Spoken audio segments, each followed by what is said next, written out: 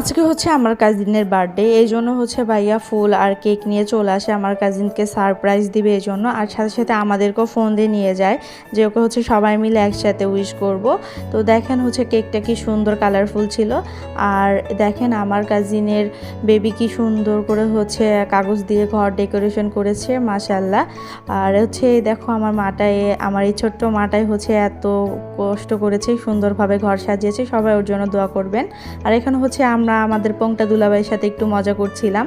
তারপর হচ্ছে আমরা দিনটাকে একটু স্মরণীয় করার জন্য যে যার মতো হচ্ছে পিকচার অ্যান্ড ভিডিও করছিলাম। আর এটা হচ্ছে একটা স্মরণীয় দিন হয়ে থাকবে। দেন হচ্ছে আমার কাজিনের বেবি হচ্ছে একটু ভিডিও নিচ্ছিল। সবাই ওদের জন্য দোয়া করবেন, ওরা যেন সবসময় ভালো থাকে, আল্লাহ যেন ওদের সবসময় ভালো রাখে, সুস্থ থাকে।